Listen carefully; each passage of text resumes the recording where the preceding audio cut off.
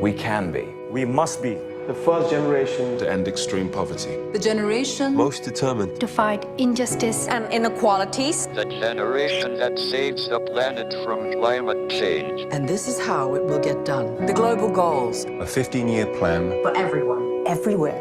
With no one left behind. We will live in a world where nobody anywhere lives in extreme poverty.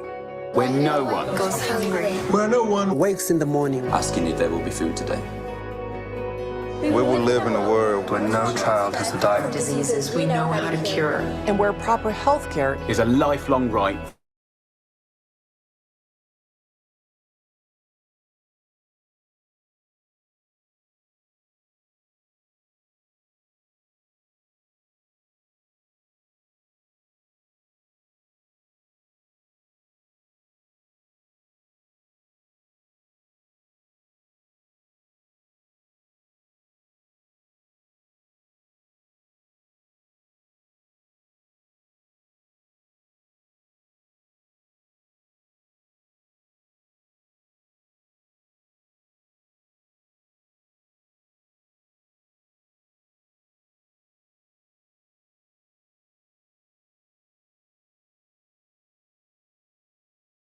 Yeah, please,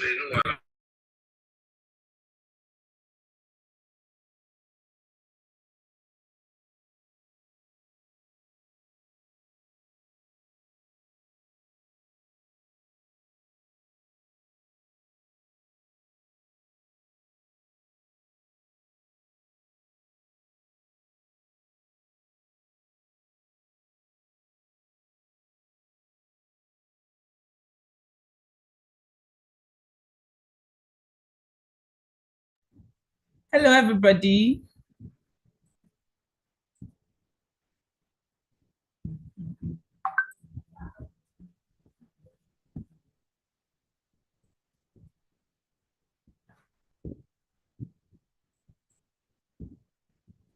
Hello, everyone.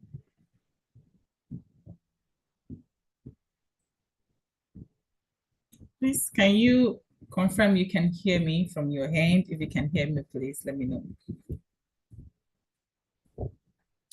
Yes, we are starting. Please, via the chat box, kindly confirm if you can hear me.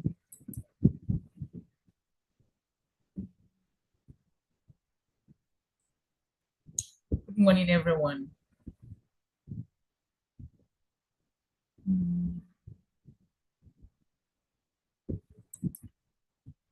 I think we can start right now. So good morning, ladies and gentlemen. I welcome you to the SDG-AP Masterclass today for this session. And it's a class where we gather to explore and discuss critical topics surrounding sustainable development. My name is Janet Olaolu, and I'll be your moderator this morning. And it is my pleasure to kickstart today's session by extending a warm welcome to each and every one of you. Trust you've had a wonderful week. Today, we will be embarking on a journey into the realm of project management, which is a very crucial aspect of driving sustainable development. It's one of the most crucial aspects in driving sustainable change and achieving our collective goal. So we are privileged to have with us that will be taking us on this first session. The first facilitator will be Mr. Joel Makinde, our esteemed facilitator, who will be sharing his expertise and his insight on this project management. To run a program, to do a successful program, one has to have a clear understanding of project management. Please allow me share with you his profile. Mr. Joel Makinde is a seasoned professional with a strong commitment to driving change initiative and sustainable management practices. With a background spanning multi-billion-dollar projects across constructions, oil and gas, and professional services, Mr. Joel excels in project change management and data analytics. Mr. Makinde holds a degree in mechanical engineering and system engineering, complemented by certifications such as PMP, PSM, and PMI ACP. Currently, he is leading a project management office and is an expertise who ensures efficiency and effectiveness in dynamic industries. He actively contributes to social development through his role as Vice President, Social Good Initiatives at the Project Management Institute. Overall, Joel's blend of skills in project management, data analytics, and leadership drives successful outcome while making a positive impact. So, without further ado, I invite Mr. Joel to take the virtual stage and enlighten us with his knowledge and experience in project management. Please, let's give it up for Mr. Joel Makinde. A virtual applause for him as we give out our full attention and engage him in this enriching discussion. Mr. Joel, please, you can have the floor. Oh, you can have the virtual stage, I mean. Good morning, everyone. Good morning, everyone. It's nice to be here. And it's great to be part of something great like this. I'd like to thank SDSN for the opportunity to be here to take part in this program, as well as share some knowledge and experience in project management as relates to community development.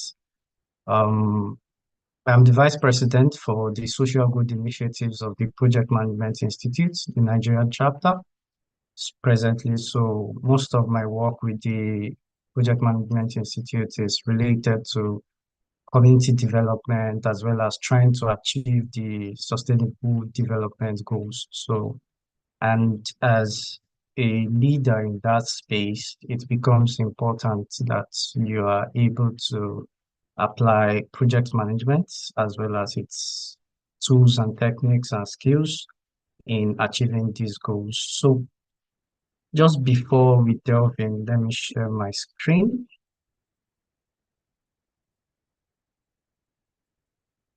Okay, let me know when you can see my screen.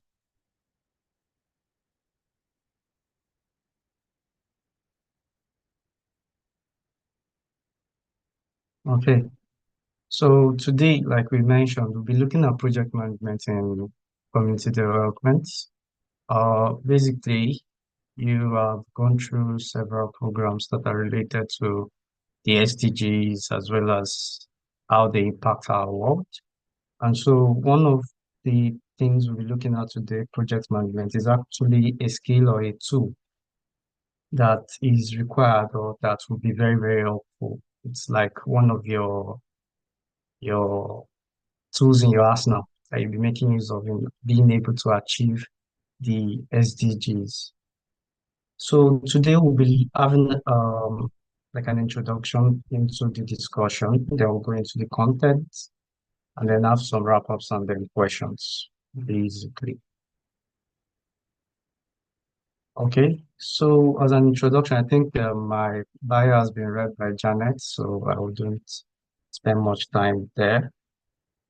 So let's just go into the full introduction. We've heard so much about the SDGs, poverty, good health, and the likes, but many of us would still be thinking about, okay, how do I go about this?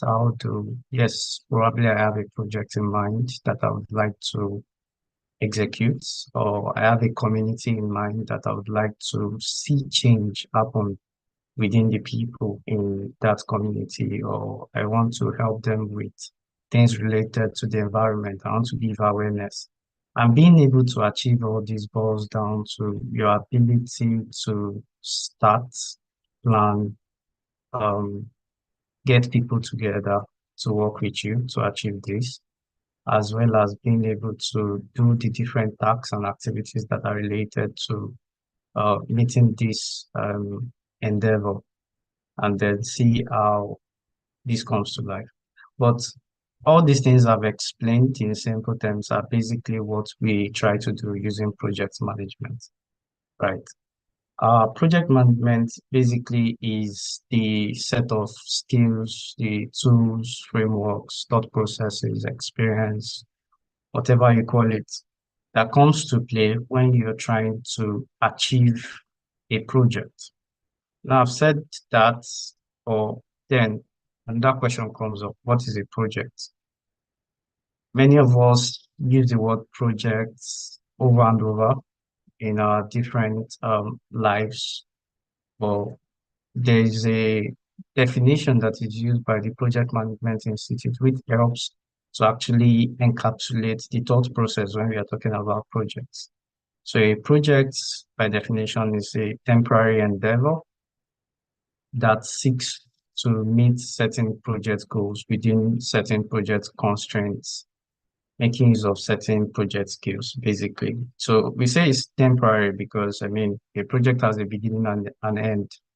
So if it's an endeavor that is continuous or that would keep happening over and over again, then the definition of project doesn't cover that. The project always has a beginning and an end. That's when you start thinking about the project, thinking about the concept, initiating it, planning it, executing it, monitoring it, controlling it, as well as closing. And then that's the end, which is implicit in what we defined.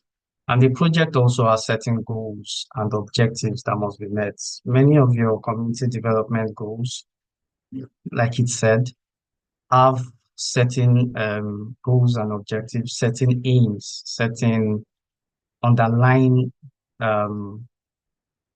so for a lack of better word, business case that you're looking at achieving, right? So projects always have that. Projects always have a goal that they're trying to meet. And the truth of the matter is we live in a world where several things, can say that resources are limited. Another way to look at it is there are always constraints to what you can do. I mean, it's not like you have all of the resources. It's not like you have all of the money in order to execute your community projects. So you need to limit yourself to certain scope. You need to work within certain constraints, and these are what we call the project constraints. And your constraints can come in several forms, right? They could come in your scope, which is okay, the community project I want to do is about giving awareness to people in maybe Makoko or the Motion area of Lagos, or right. So that limits your scope. That's at least based on location. Another scope would be, or your constraint can speak to your budget or your costs. How much am I going to spend? How much do I have available? Yes, there might be some projects that might involve fundraising or cases where you have bodies who support you in executing the project. However, still, you need a budget you'll be working with. Just like in our normal day-to-day life or month-to-month life, depending on the case, we always have to work within the means we have, right? Some people say, cut your coat according to your size, right? So basically, these are some of the constraints you'll be working within. One is the scope, two is your budget or your cost, and then you also have a constraint of time, which in a way, if you look at it, is what we call in project management the triangle, right? The scope, your budget, the scope of your quality, the budget and cost, and then your time and schedule. And all the work hand in hand, right? They speak to one another. So if you increase your scope, you're invariably increasing your budgets. And in some cases, you might increase the time you are going to spend on the project. If you think about it, normally you would see how that actually makes a lot of sense, right?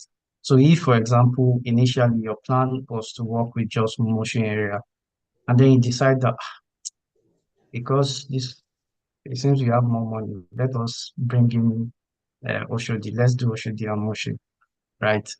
Adding that extra cost would adding that extra scope will add more cost to your project as well as add more time, because I mean the time you had planned for just motion would not be sufficient to bring in Oshodi into the project. I don't know if that makes sense to you, right? So this helps us to understand the project constraints that we are dealing with. And because we have a goal that we are trying to achieve within these constraints, certain skills are required, certain thought processes are required, certain knowledge areas are required. And that's where project management as a skill or as a profession thrives, right? So, like we said, project management is not merely about delivering the tasks on time or within the budget, which I've discussed. It's about creating meaningful impacts. So when we are able to make these principles, we are able to transform lives, uplift communities, and also build a more equitable world. So in project management, we are usually looking at ROI, which is the return on investment, right? And for community engagements, right, it's the return on investment is usually measured in impacts. It's usually measured in what are the changes that have been made. It's usually measured in what are behavior changes also to the community or to the people to which or to whom or with whom you have performed these projects or try to meet certain goals. Okay, so that's just a basic introduction to help us understand why project management becomes interesting or becomes important in your executing your project. So I'll be trying to help us understand project management. So 45 minutes is too short for me to go in depth into project management or go into the full details. But what I'll try to help us understand today is the key parts of it. One, the key parts of it. Two, the parts that actually matter to you as partners, and they use that word, as partners in achieving the SDGs, right? You look into the important areas, basically. So look at the understanding of how project management works in community development goals, as well as some of the challenges you might experience. Okay, so right, so we had mentioned that project management is about the ability to plan, to execute, and monitor. So what does that really mean? Those are big, big words. Important areas, basically. So look at the understanding of how project management works in community development. Okay, I think somebody needs to mute. Yes. Okay, so right, so we had mentioned that project management is about the ability to plan, to execute, and sorry, excuse me. What does that really mean?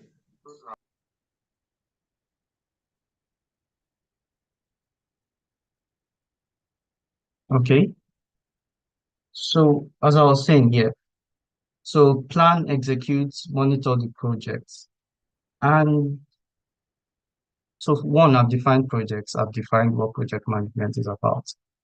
Now, in order to do your projects right, there are certain things you look at.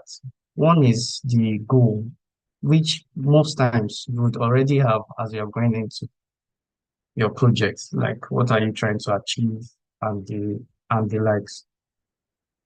And then the other thing you would want to look at is let's just go there basically. Before we look at this, okay, yeah, this is what I wanted to mention, which is one. So these are the 5 things I'll just try to focus around as those working on community development projects. One is to be able to define your project scopes and goals, right? And as simple as that might sound, it's not that simple because while you're defining your goals, you need to be very careful around your constraints. You need to be very careful around the needs of the community you're even going to, because many are the times that people go into certain communities to. Okay, so if you're joining the Zoom link, please kindly mute while joining.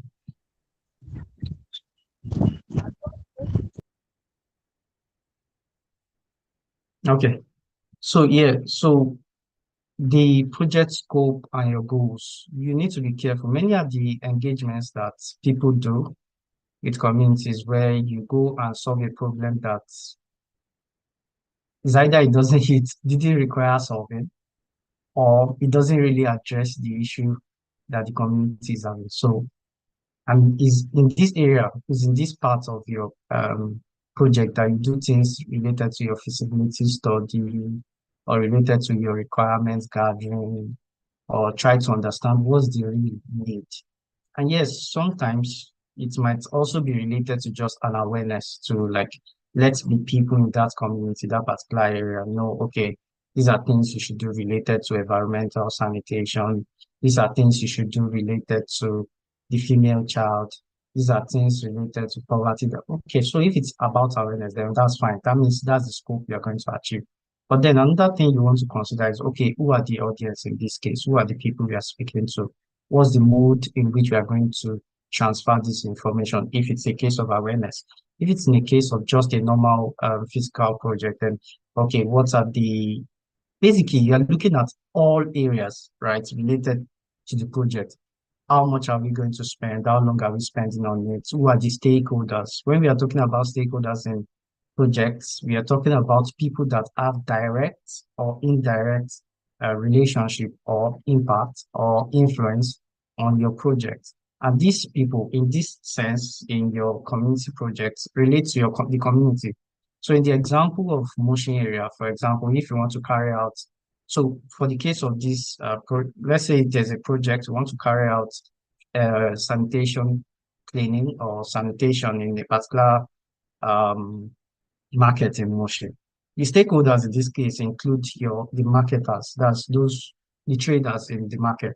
That is one. They include your Lagos State Ministry for Environment and Water, right?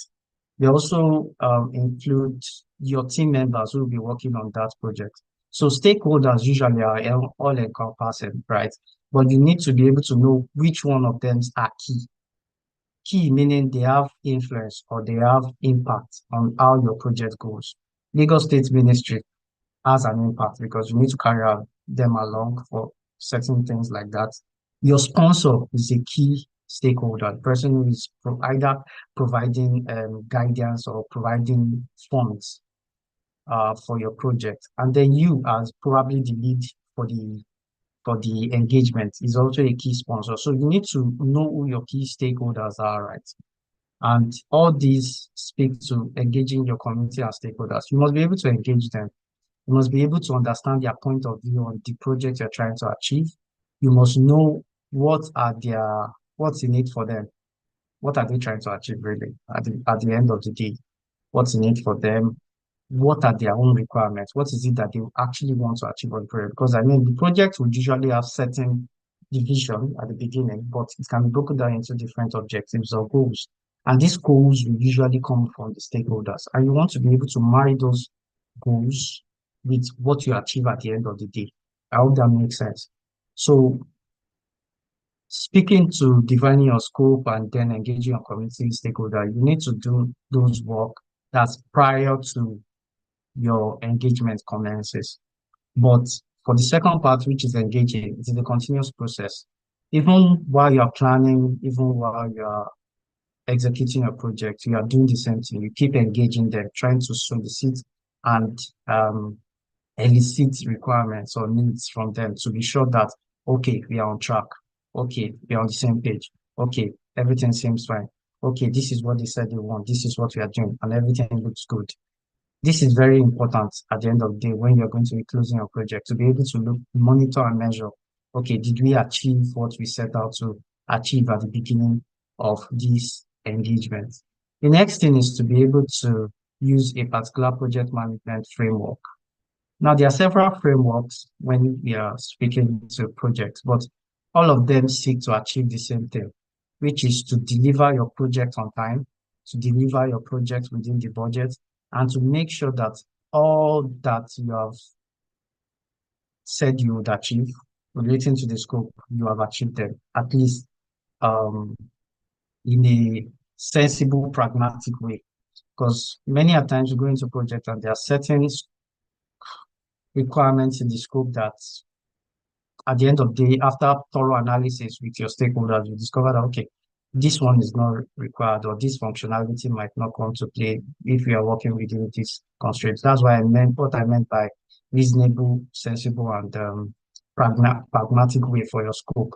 But basically, the goal for any project management framework you make use of or you choose is related to achieving this goal. Right. Now, there are several frameworks. There's the framework that's built by the Project Management Institute, which is really, it can be seen basically in your PM book, which is your Project Management Book of Knowledge. And it's presently at its 7th edition. So it's constantly being revised, right? So the framework speaks to the fact that the definition I gave earlier about project one, it also speaks to the fact that you need project management to manage projects. It speaks to the fact that project management has 5, should we call them process groups, which is your initiation, your planning, your execution, your monitoring and control, and your conclusion. But it also speaks to 10 knowledge areas, which are your scope management, your schedule management, your cost management, your resource management, your risk management, your procurement management, your communications management, your stakeholder management, and I think, yeah, integration, being able to integrate all of these different knowledge areas together. But it also speaks to the fact that there are different life cycles for different projects, which is that you have certain projects that are predictive, that is, you know exactly how that project will go. Let me go outside of community projects and give an example in construction. So, for example, if you want to build a house, right, you know that, you have to do your land clearing, you do your foundation, you do the normal building, get to lintel, if you want to get to do a decking and stuff like that. The steps are predictive. They are set there. You know exactly how the project will flow. And that's why we call them predictive. Some people, or most people, call it the waterfall kind of life cycle, or the waterfall method of managing project, right? But basically what it means is it is predictive. We know exactly how the project will go.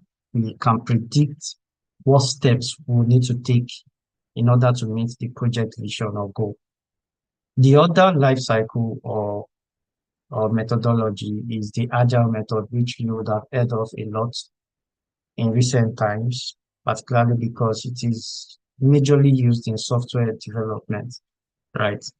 It basically speaks to the fact that the project is not predictable at the beginning, or certain parts of the project, certain requirements for the project are not totally known at the beginning of the project. And the way you manage such projects is a bit different. It relates to you being able to plan in short sprints and get retrospective, get reviews, and then plan subsequent sprints based on the outcome of previous sprint, as well as trying to meet a list of priorities that are based on the client's value, right? Clients or sponsors' value. But for community engagement, generally speaking, most of your engagements will be kind of predictive with a little sense of agility. Well, because the agility will come in because, you're in Nigeria, things change every now and then, right? So you need to be agile, actually. And agility is in this case, is a state of mind.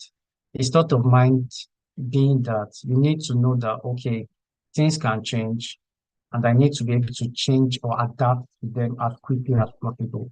When you think about agility, you should think about adaptability, basically. And I think there's a saying that says, it's not the strongest of the species that actually survive. It's not the fastest. It's the species that is able to adapt to change quickly, right? So adaptability is a very key and important, should I call it skill? Basically, it's very important for project managers. It's very important for you as a team lead or as a lead for delivering community engagements or community projects that are related to achieving the SDGs. Agility is very important because things change at the speed of a thought, or at the speed of whatsoever, right? And you must be able to think on your feet and say, okay, this has changed. How does it affect my current plans? How does it affect the project? How does it affect my timeline? How does it affect my budget? How does it affect my cost or my scope? How does it affect that, right? How does it affect quality? How does it affect how I will communicate with my stakeholders? How does it affect the way I communicate with my team members? How does it affect procurement? You need to be able to think in an integrated way to know, okay, this impacts this impacts that.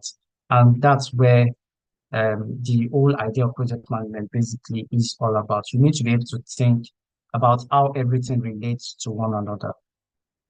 In the case of a project that has maybe some funds, you want to know, okay, because the cost of the resources or the machines or the devices or whatsoever you're going to be using your project, because the cost has gone up. I mean, even with the inflation right now, the cost of things in the last 3 months have changed. So how does that affect your cost, or how does that affect your budget or your engagement or your project? You must be able to think through this. And you must be able to carry your stakeholders along or your sponsors to know, okay, things have changed. Are we going to reduce the scope in order to still manage the budget we are working with? Or would more budget be provided based on the inflation so that we can stick to the initial scope we had in mind?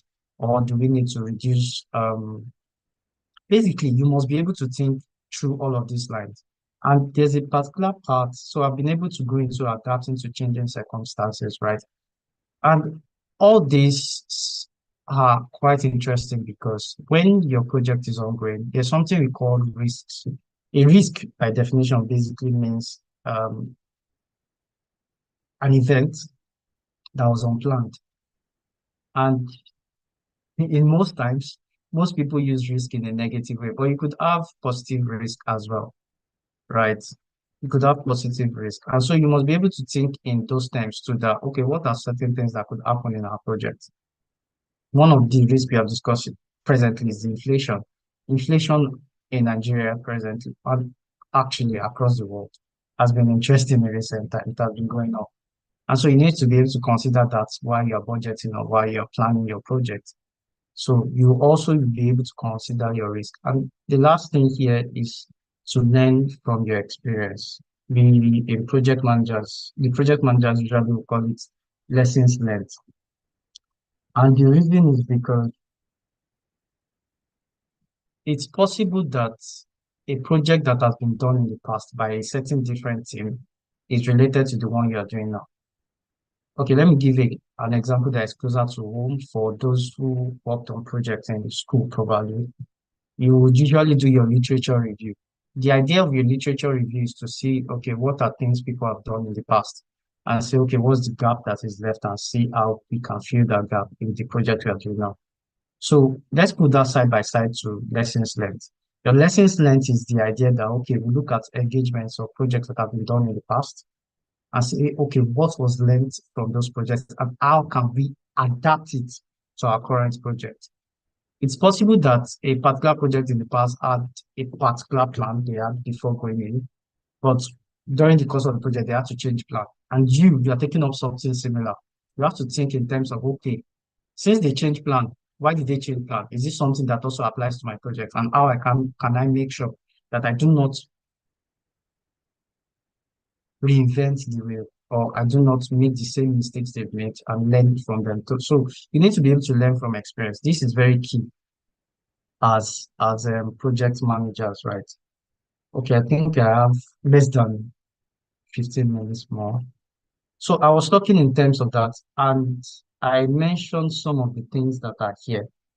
The knowledge areas, your scope, your schedule, your budget, your communications. These are some of the things you want to be able to look into and see how they play around one another, right? You're engaging on a project with maybe a particular sponsor. Let's say the sponsor in this case is USAID, right? They are going to provide your costs. Even before you commence, you would have certainly provided a proposal, right?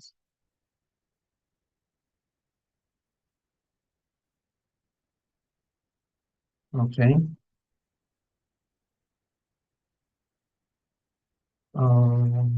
Not sure what I can do with that. But yeah, basically, you're working on a particular project and USAID is your sponsor. They are providing the funds, but you have done your proposal. You have told them this is what you are doing. This is the cost. This is the number of people who have on our team. This is the community we are working with. And this is how we'll be reporting and things like that. But as your engagement is going on, you need to also be measuring to know, okay, where did we plan to start? Where are we at? What has changed? What can we improve? What can we change in order to make sure that we still meet that goal? It's like, see it like your Google map, right? At the beginning of your drive, you say, okay, I want to get to, okay, I'm presently at Oshodi, I want to get to VI. You type in maybe Adetokunbo Street on your Google map, and it tells you, okay, it will take you 15 minutes or it's too short. To take you 45 minutes to get from Oshodi to VI, right? That's fine. In this case, your goal is that VI, that street. And your timeline at the beginning of the project is 45 minutes. Cost may be related to your fuel or whatsoever, but let's ignore that for now. So now you start the journey, and then it had advised you to probably pass through Third Mainland, but you discover that Third Mainland bridge has been blocked. You need to change your plan. You need to adapt. So you change your plan and say, okay, let me pass through Yaba and then connect to maybe a cool bridge and stuff. So you have changed your plan, and that may add more time. One, it will add more length to your travel. So how do we compensate for that with our fuel? All these things are things you want to be considering as you are doing your project. I'm just using that as an example. But then as you keep going, you discover that there's another traffic somewhere else, and then you change your mind. So basically, as a project manager, as your engagement is going, you are tracking where you're going to, where you're heading off to, where is the project going to, and where are we at? Are we on track? Are there issues that we foresee? That's risk. Are there issues that could come up that we need to deal with? How do we mitigate them? How do we avoid them? How do we transfer those risks and things like that? These are some of the things that you would be interested to get to do in project management, right? Like I said, I can't go fully dive into it. And then those are the knowledge areas, right? And then there are tools and techniques you need to make use of as a lead or as one who is leading a community engagement. You must be communicating well, you must facilitate well, because you have meetings with stakeholders from time to time, meetings related to planning, meetings related to decision making, meetings related to reporting on progress, meetings related to monitoring, meetings related to negotiations. So these are some of the skills you need. You need to be able to facilitate, communicate. And because you have team members, we have human beings, people's motivations might not align. And then you as a team lead, you must be able to motivate your people to get work done. And wheresoever they might have conflicts, you need to be able to resolve that. So some of these skills also come into play. Well, if we are to talk, basically, another thing I want to touch on, is these 4 key things, which one way or the other I've touched while we're speaking. One is the stakeholder engagement. Your stakeholders are key, like they can make or mar your project.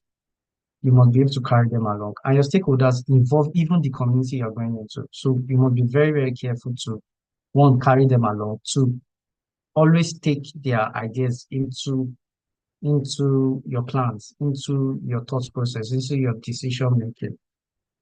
And then the other thing here is sustainable planning. Your planning, so there's a saying that plans are not as important as planning. So planning is a continuous process. A plan is just a static document that shows, okay, this is what we want to do. But when you say planning, it means it's continuous. You had a plan at the initial process, but you continue to adapt that plan. That's what planning is all about.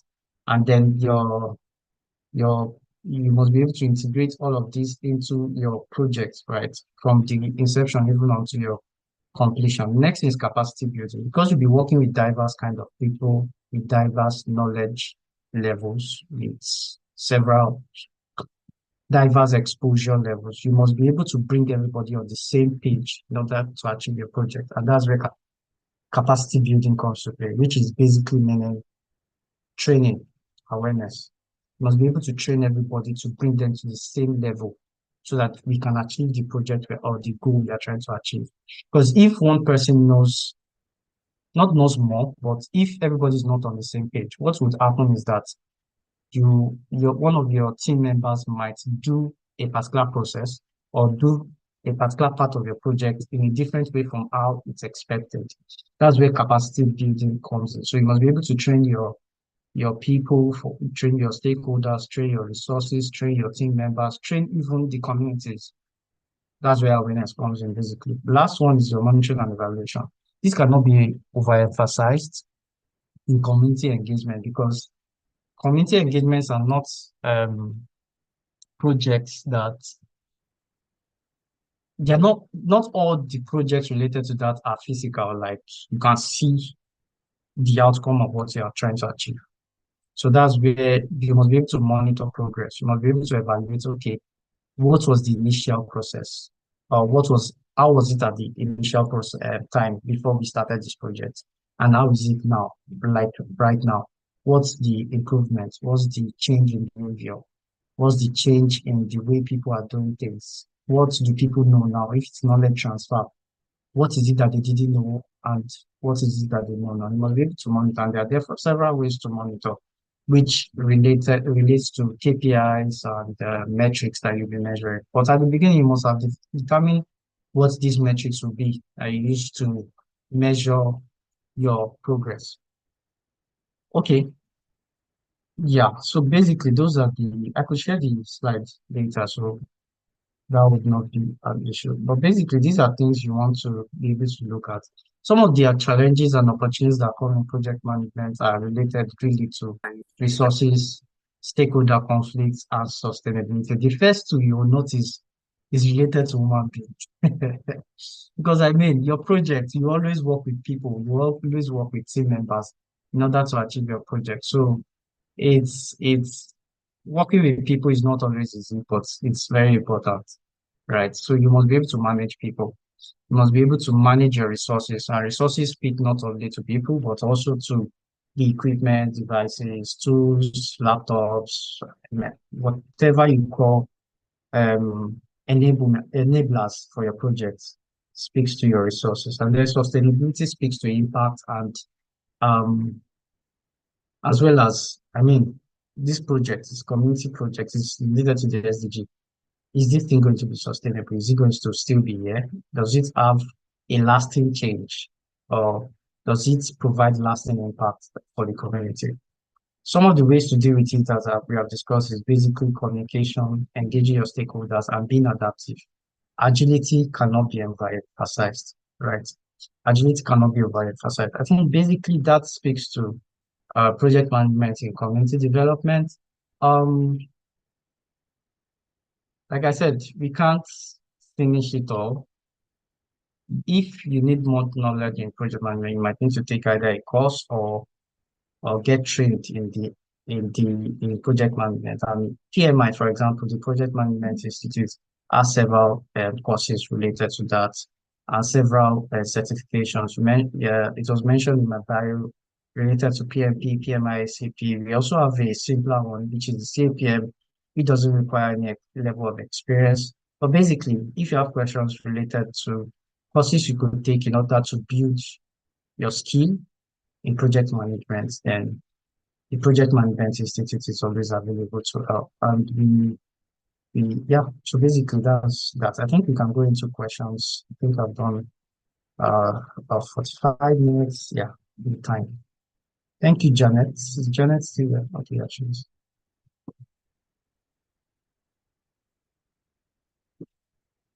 Hello. So I think you can have questions. Yeah, you can have questions.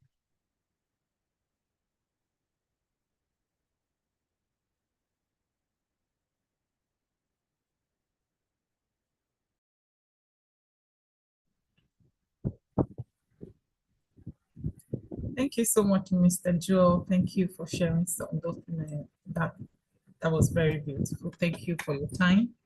So if anyone has questions to ask concerning what was just taught this morning, you can send a message. You can just ask your question via the chat box.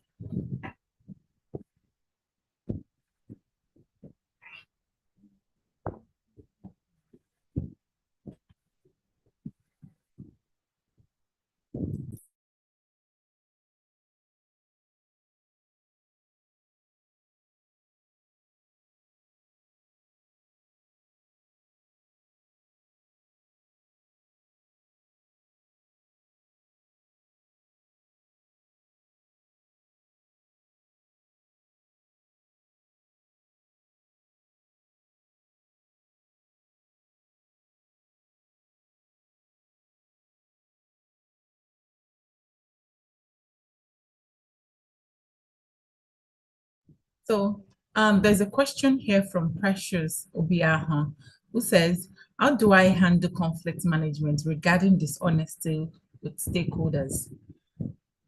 I don't know if you can take that, or you would like to take all the questions together, Mr. Joe.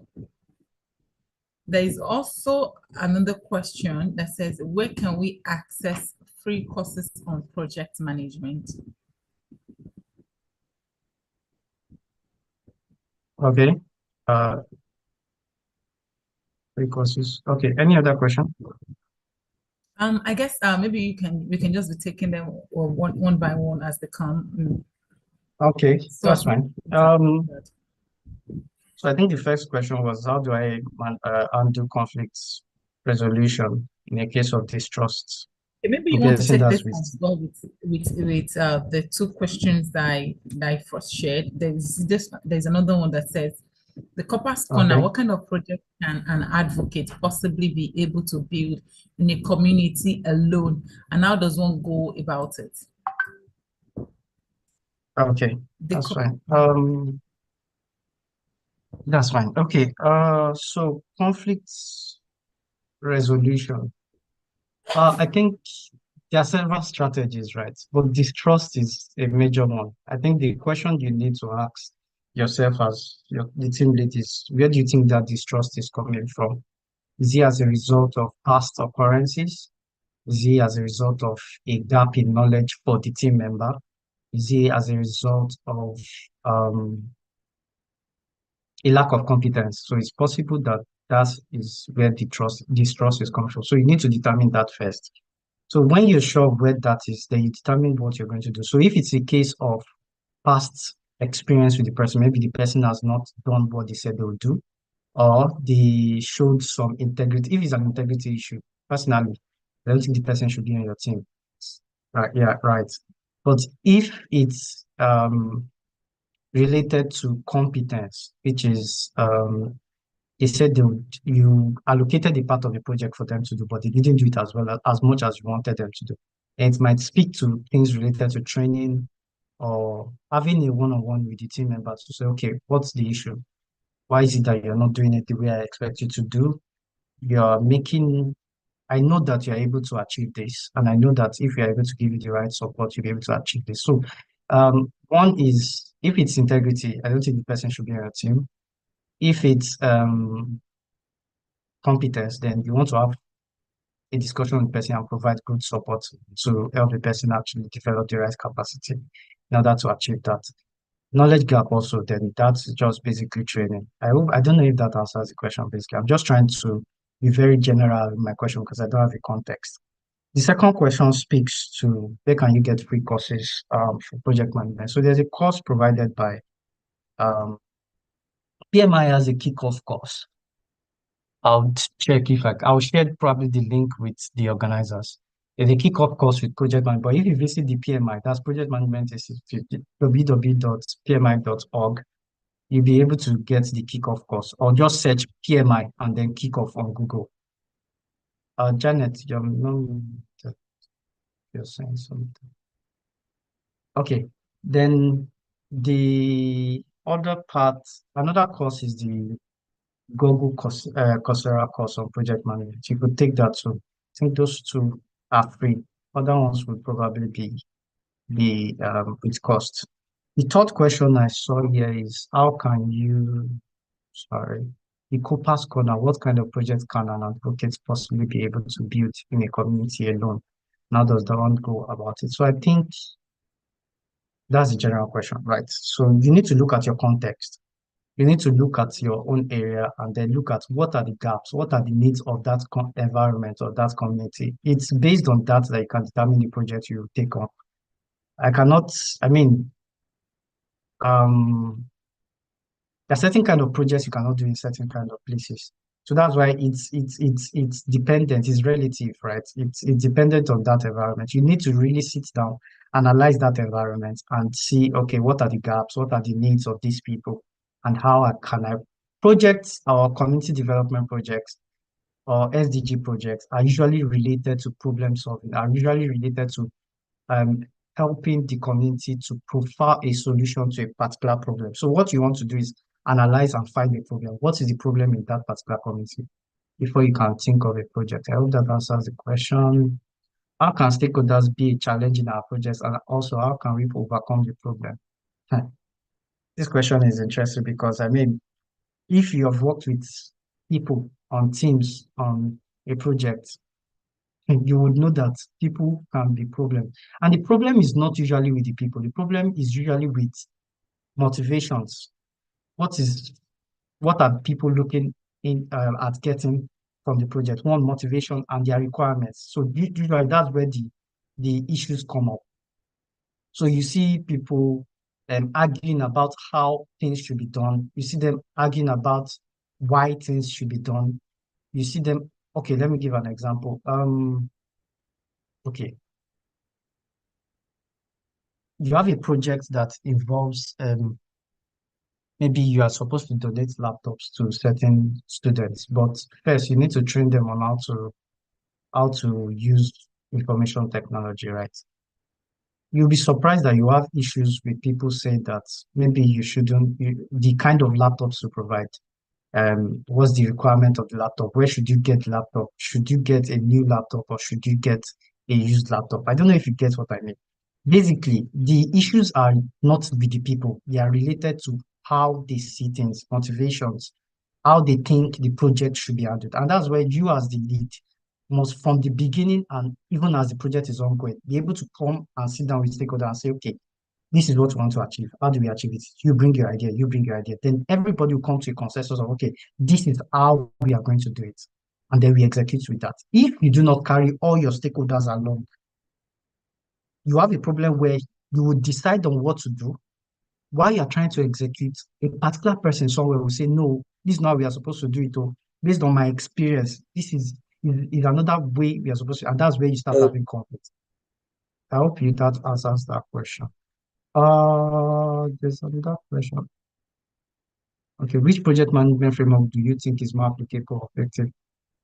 I think I wouldn't say I think any framework is particularly applicable or effective. It's dependent on the situation. So I think what I mentioned during the presentation is you need to adapt your project management framework to the kind of project you're doing. It's dependent on the project. Really. It's not dependent on how can stakeholders okay now. I need more light about evaluating reporting project management. Reports are basically giving a snapshot or a view of certain metrics. So before you can even generate a report, at the beginning of your project, you must have determined the KPIs or the key performance indicators or indexes that you want to use to measure progress on the project or measure changes on the project. So at the beginning, you would have determined those metrics or KPIs. It's those KPIs that you will now be measuring. And usually your KPIs, you want them to be smart. The end there is measurable, which is that it must be something measurable. There's a statement that says you can only manage what you can measure, right?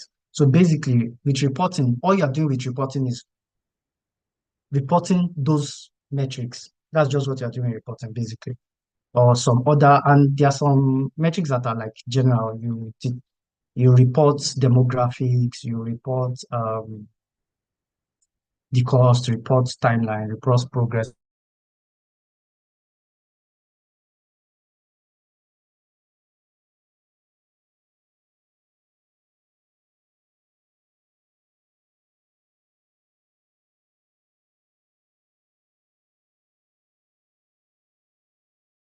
I think I got cut off somewhere. But basically, related to your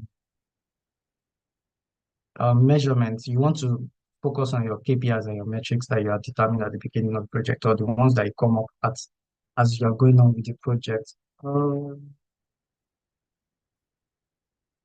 How can I protect myself from getting risk on project? It's not possible. Risk are unplanned events, right? So they would always occur on your project. The best thing you can do is, as your project is ongoing, there's something we do call risk management or risk management. Part of your risk management is your risk analysis. So you continue to analyze your project from different views and say, okay, what are possible events or issues that could come up? And then come up with strategies to deal with them. And there are several ways to deal with risk. One is to avoid the risk. So the example I gave about going to VI from Oshodi, basically, the fact that we didn't pass through Third Mainland and passed the different places, also avoiding that risk. Another way is to transfer the risk, so you can transfer it to somebody else, and that's why people buy insurances. Another one is to mitigate it, because maybe you know that this risk, I can't avoid it, then you have to just mitigate it, reduce the impact on yourself or your project. That's what mitigation basically means. That's for bad risk. For good risk, you exploit them. You exploit good risks. So a good risk can be what people do with, okay, that would be a wrong example, don't worry. But just find out how you can exploit risk. Okay, another example here is, how can someone new to project management harness opportunities given prior to knowledge and experience contexts? Can someone new to project harness opportunities given to prior? I'm not sure I understand that question very well. Maybe Popola can rephrase the question. And so, because of our time, because we are running out of time already, I think we'll have to end the questions. Maybe you can share your details, your LinkedIn profile, or any way they can reach you if they have more questions. That is, if it is comfortable for you to do so. If it's okay for you, you can share it so that they can ask you questions. But because of our time, we may not be able to take more questions because we have the next facilitator ready to take the next class. So we say a very big thank you to you, Mr. Joel, for sharing that invaluable insight and expertise on project management with us. Thank you so much on behalf of the leadership of SDSN Nigeria and everyone present here. I extend our heartfelt appreciation to your time, your effort, and your expertise. Your contribution is immensely valuable. Thank you so much, and we look forward to applying the principles and strategies that you shared with us in our respective endeavors. Thank you so much. Thank you once again, Mr. Joel. So because of our time, we have to go for the next session, which will be facilitated by Ruth Olowoshile. And she will be taking us, Ruth Olowoshile will be taking us on climate solutions and environmental sustainability. I hope we're ready for that. But before she comes up, let me quickly give you a brief about who Ruth Olowoshile is. Ruth Olowoshile is the co-founder and executive director of the Sustainable Green Environment Initiative. It's a non-profit organization dedicated to building an international community of young people, professionals, and entrepreneurs empowered to think, act, and sustain green. Ruth leads the management team and stakeholders to launch, sustain, and scale initiative programs and projects aimed at addressing environmental challenges and fostering sustainability. Additionally, Ruth Olowoshile serves as a portal curator and the Museum for the United Nations, UN Live, where she facilitates conversations around social issues through the Global We initiative. The Global WE explore empathy, connectedness, and cultural influence in driving urgent climate action. It is supported by Shared Studios, the IKEA Foundation, MIT's Cortical, and local partners like SGE Initiative in Nigeria. Ruth's work highlights the importance of creativity and innovation in advancing climate action, leading to positive social impact and economic development. So we know that Our next facilitator is coming with all the expertise to share with us on climate. Are we ready for her? If you are, because I am ready to learn from her. Please welcome with me Ruth Oluwoshile as she takes on the virtual stage. Please, you can go ahead to share your screen with us, ma'am. The stage is yours. The virtual stage, I mean, is yours. Good morning, everyone. Please confirm that you can hear me clearly. Yes, I can hear you clearly. Thank you. So network has been really crazy since yesterday. I'm hoping that something doesn't happen today. So yeah, it's a pleasure to be here. And I don't know how I'm going to get the responses from folks that are watching, but if you could share it in the chat with me or something. I just want to know what your expectations are for this class. What do you hope to learn? And I don't know, what do you hope to achieve? Just one is okay. Like 5 samples. Janet, can I have it shared somewhere? I'm not sure how I'm going to see it, but I would like everyone to share what the expectations are for this class. And while we do that, we're discussing, I'm going to share my screen shortly. So we're discussing climate solutions and environmental sustainability. And from experience, I can tell that this is a very big topic because it's too much English. So we're going to break it down. So first of all, we're going to take a case study. Climate solutions simply means solutions to climate issues, right? And environmental sustainability is 2 big words. But if you take it one by one, environmental is environment. Talking about the environment. So sustainability simply means the sustainability of the environment, yeah? So that means like the environment being sustained in its best state. So if it's not in its best state right now, it needs to be taken to that state and then sustained.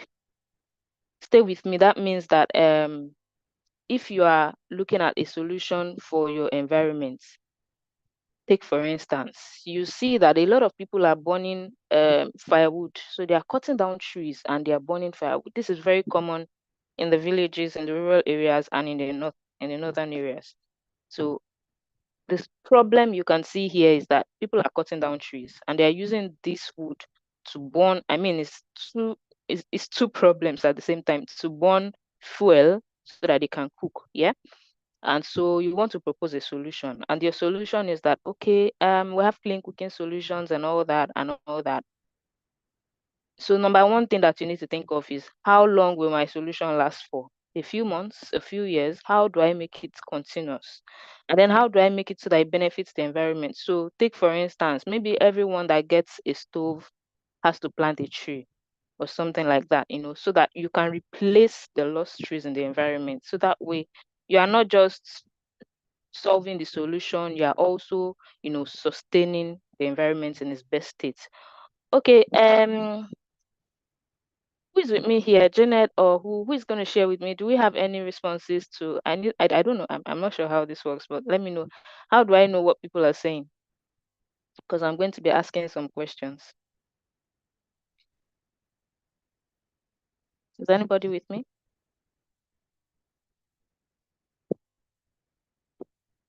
Can you hear me? Hello? Yes, we can hear you. Oh, okay.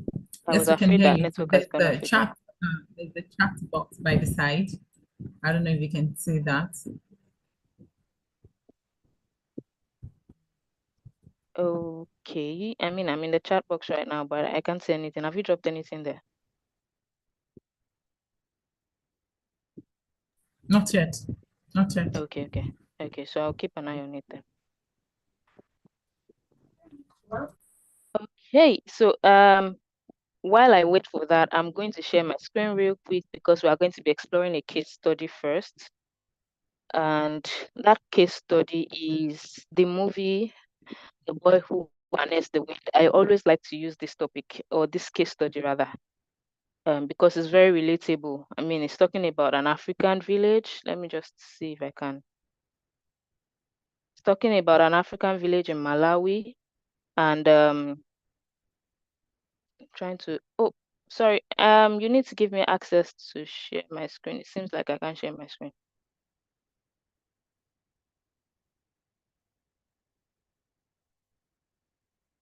Okay, so while just indicate when that is done. And so there was this boy, just the backstory.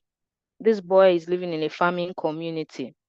And there's a lot of hunger and all because due to climate change, rain was not coming as it should. And so everybody was frustrated. The government was not providing enough aid. There was not so much access to education even.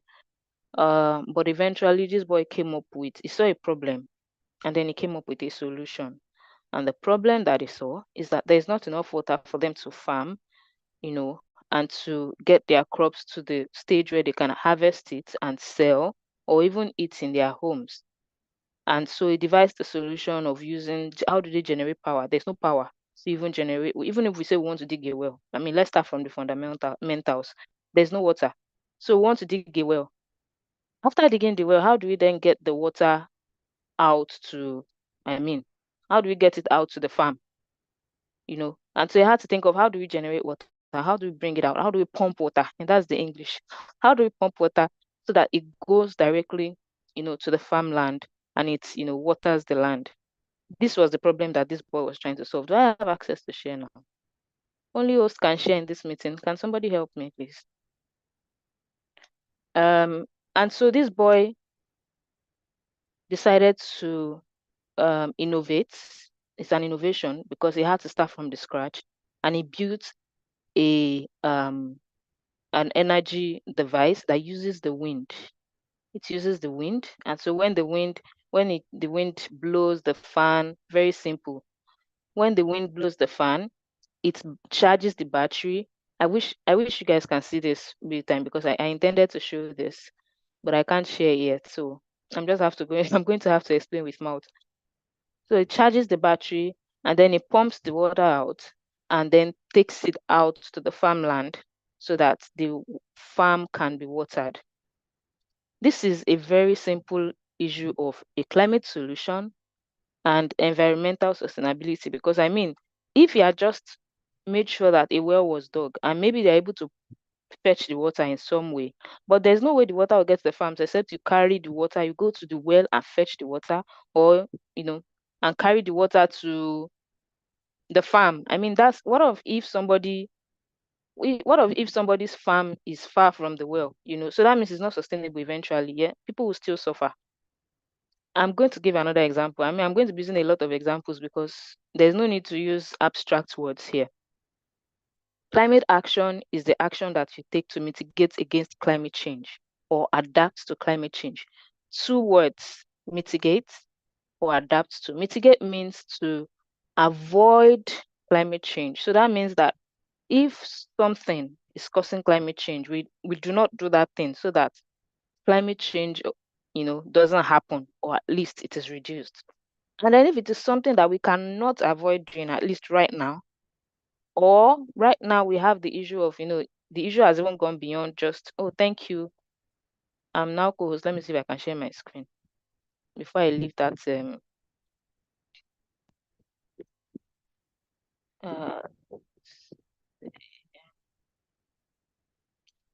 Please let me know if you can see my screen.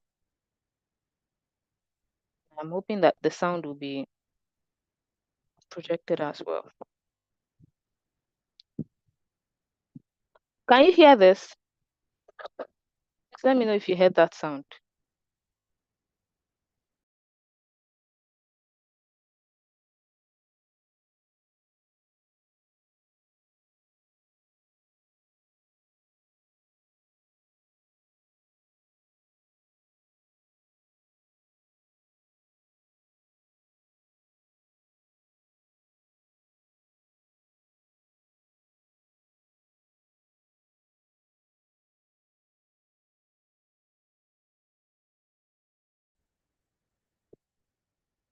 Hey, I got kicked out. Sorry about that. I'm going to try sharing again. Oh, you are going to have to give me access again. But let me just continue what I was talking about. So, first, you need to understand that climate action is two things. I hope you're taking notes now. Yes, that reminds me, if you're not taking notes yet, please try to take notes, because you are going to have to share your exercise with me after this class. That's the only way I can know that you took something out of this class. Right. So climate action is in two ways: mitigate against climate change, adapt to climate change. Now we have talked about mitigation. If you heard what I said about you know, preventing what is causing climate change, and then talking about adaptation. Now we already have climate change happening. We already have deforestation happening. We have water bodies being dried up. We have a lot of our large water bodies being polluted by waste. So how do we, adapt to these issues that have already happened? These ones have already happened. How do we adapt to it so that there is minimal damage, or there is minimal effects on us and on every other living organism in the world? Yeah, so that is climate action. Environmental sustainability. I'm still waiting to be given co-host access again. Sorry. Environmental sustainability, like I've explained before, simply means sustaining the environment in its best state. I mean, let's not just go too far. Sustainability means when you start something, how long does it last for? Does it last forever in the best possible state, or is getting better even? Or after a few years, it starts whatever result you're getting starts to reduce until eventually it dwindles and it goes out like a light goes out completely. So environmental sustainability is making the environment, keeping the environment in its best possible state and even improving it. Now, I'm sure you guys have already been talking about the SDGs a lot, and there's a lot of information about the SDGs, so I'm not going to waste much time because I saw that some questions have been shared before. You need to share those questions again, please, because I didn't take note of them.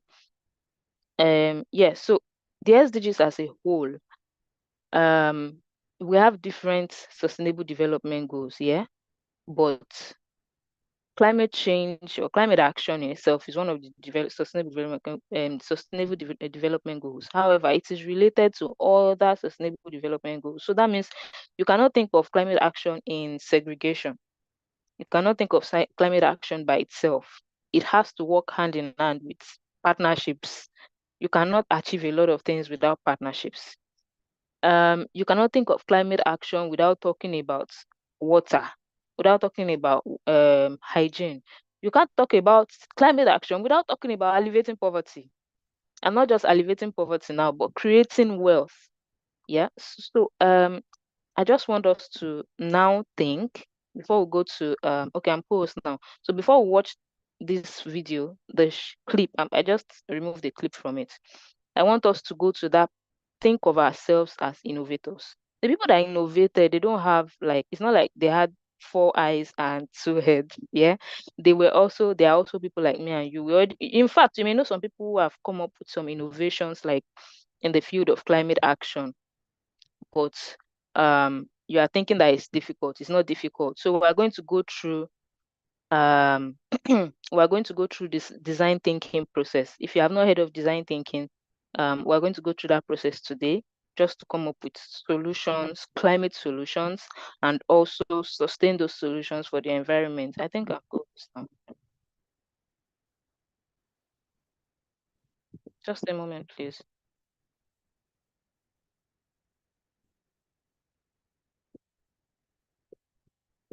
Okay, so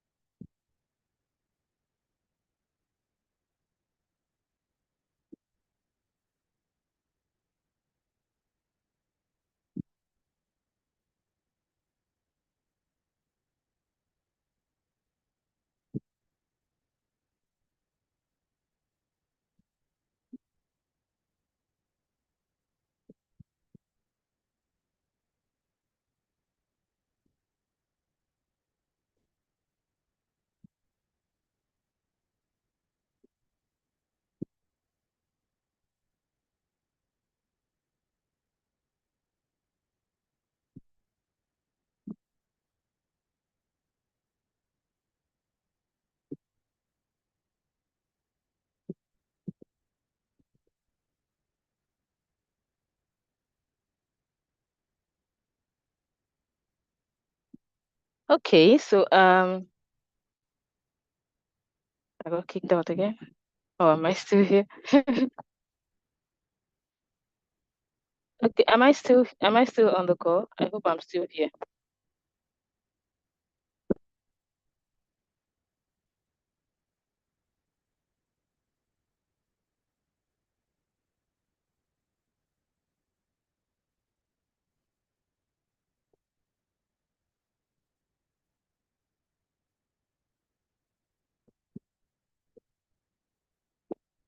Okay. Yeah, so I'm trying to switch my devices. Just a minute. But I mean, while I do that, I'm sure you were able to see what happened. And so we're just I'm taking you through design thinking process.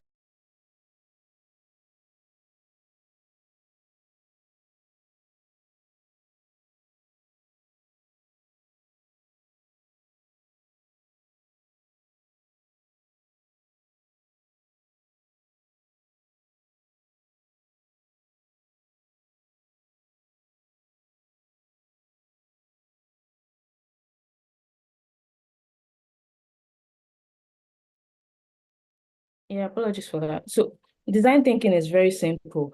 You just think of a problem and then you come up with a solution, right? So when you say you are thinking of a problem, it doesn't mean now that you just say, okay, I'm choosing a problem that I like and then I'll come up with a solution. That's not what it is. You have to choose a problem or attack a problem that is actually existent.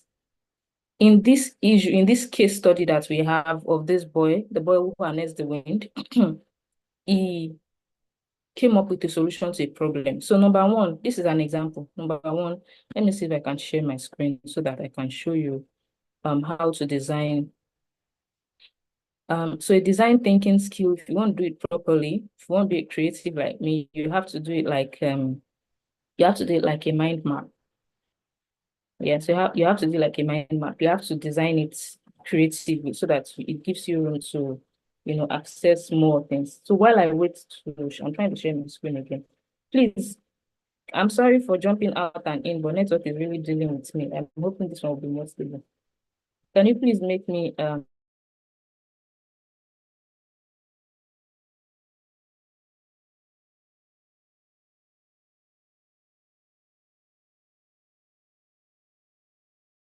So yeah, I was saying that just a moment, I want to explain. We need to use design thinking skills, and so we are going to think of the problem. What was the problem that this boy was trying to solve? What was the problem? So you are going to answer that question. Problem. You write the problem. Please make sure you write it out because you are going to share it with me. You're going to share. If you can't share it with me now, you are going to share it. Maybe. I mean, don't worry about it. Let's finish first. I'll tell you how you share it. Well, you're going to share it, so make sure you write this down. So number one, in our example, what was the problem that this boy was trying to solve? And the boy who harnessed the wind. If you feel like he was trying to solve more than one problem, please kindly, feel free to share. And if you feel that the problem that he was trying to solve was just one, share it. So what problem was this boy trying to solve? That's number one. And then number two, what was the solution that he came up with? Very simple, don't make it too complicated just yet. What was the solution that he came up with? I don't want to share my own example so that you will not copy it. But I want to wait for you to write. So just write this down. The problem that he was trying to solve and how did he solve that problem? Okay. Yeah. Then the next thing, how do you think that, it could have been better? Because he was using crude equipment. He had to use junk that have been thrown away here and there and all that, use batteries that were dumped already. So how do you think that it could have been better? How could they have, made this solution better? I hope you're answering this question. So as soon as we're through with this class, you're going to take a screenshot of or a picture of your responses. and then maybe share it with me. You can just share it. I mean, I'd like you to share what you're doing in this program. So you can as well also share it on social media. I usually prefer LinkedIn, but LinkedIn or Instagram, and tag them so I can see it. So yeah. So how do you think this problem would have been better? Better solved? Do you think that this solution will last? If you were the one who came up with this solution, do you think that this solution will last? Do you think it will last? And if you think that it will not last, because now, not lasting now, I'm talking about sustainability. If you think that it will not last, what will make it last? What will make it sustainable? What will make this solution sustainable? Number one. Number two, what will make it scalable? Sustainable means basically sustaining it in its present state. So it's able to do what it's doing currently. That solution, like pumping water out, and they did a sort of crude pipe with bamboo, and then it's moving it. They use stones to stop the pipe if you want to move it further. And then it's moving it to the different ridges that they've dug for the plants and all that. Do you think that that is sustainable? If not, how can it be sustainable? Now, do you think that it is scalable? How can they, replicate this type of solutions in other farms, in that community, in other communities? How can this scale it? Is this scalable already? If not, how can they scale it? How can they make it better, easier, faster? And just in case you didn't notice, they are using wind energy. They used wind energy rather. The boy used wind energy. He turned wind energy into electricity by using the battery, yes. And then the battery pumped it out, the power in the battery pumped it out, and they were able to use it. In this part of our world, I'm not sure how good wind energy is where you are, but what other forms of energy do you think that we can convert? Because I believe that we have all seen and heard a lot of things, so I don't think I need to be spoon-feeding anybody. We already know what's up. So what energy sources can we utilize? You don't have power. If you go to your village or even in the city where you are right now, you don't have power supply easily. What energy sources are readily available? Just for hints, we're talking wind energy, we're talking solar energy, that's from the sun, we're talking even from water. So if there's a dam, you can get energy from a dam. Yeah. And there's a way that we can also manipulate the water in the ocean if you're in Lagos. So we can get energy from it. It's just a matter of innovating and thinking deep. So what energy sources can we utilize to get this type of solution? I believe that everybody's writing because you are going to share this with me. Yeah, you are going to go to your own. We have how many minutes now? This is 10:26. We're going to use in the next 15 minutes to do your own design thinking mind map. We'll call it a mind map because we're just, of course, it doesn't mean you have to do it exactly how you write it down, but this is a start at least. And at this time or at this point, I'm going to bring up a quote that I heard or something that I heard Barack Obama say a few days ago. I was watching a video and I heard Barack Obama say something. I'm going to bring it in right now. And what it said, was that a lot of people are very good at, what was that English now? They are very good at explaining problems. They will explain it. I wish I can find that video. They will explain it and, tell you why this problem is like that.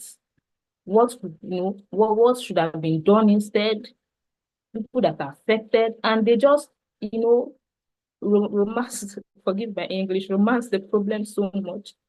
All they are good at is talking about the problem. This is the problem that is going on. This is, instead of them, but he said that the people that I prefer are people who can provide solutions to this problem. Let me see if I can share my screen so I can share the design thinking.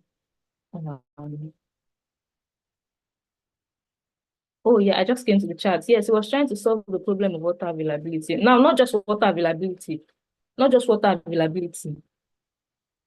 Water is very useful.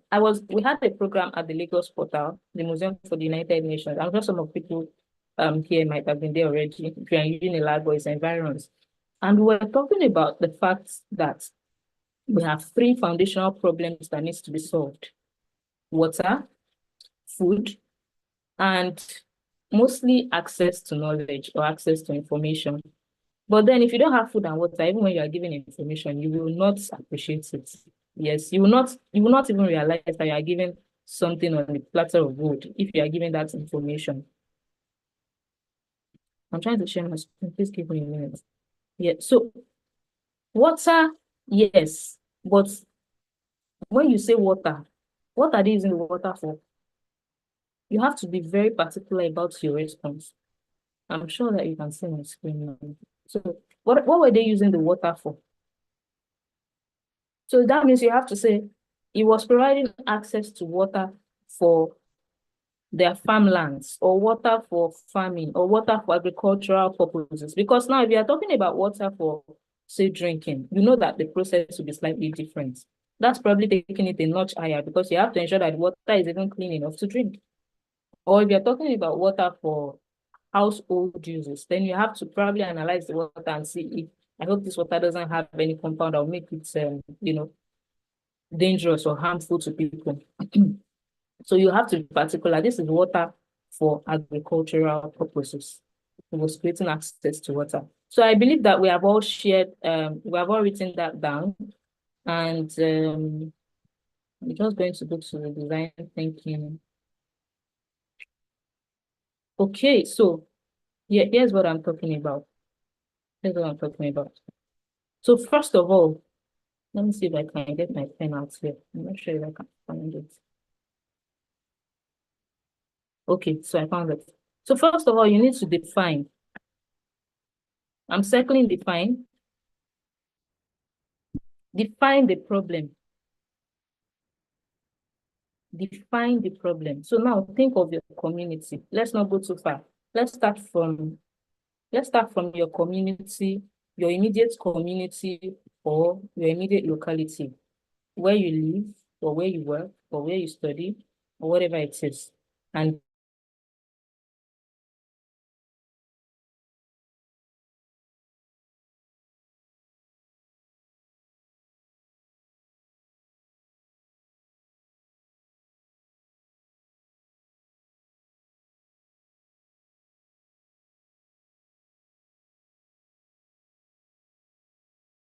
flooding whenever it rains. So now we are not really looking forward to the rainy season because it's not funny at all. It's flooding. So the problem that we have is flooding. And to define that problem even more clearly, it's flooding of even the drainages that are already available, and the roads are flooded. And unfortunately for some people, their houses are even flooded. That is a problem. Excuse me. That is the problem. So I hope you're writing this down. Now, when you're writing it down, you can use this, you can use this map exactly as I wrote it. You can use it, and where you have design thinking process. Let me see if I can annotate that so that you see it. So where you have design thinking process here, I just used pink to write on that. Where you have design thinking process, yeah. So you can write your name.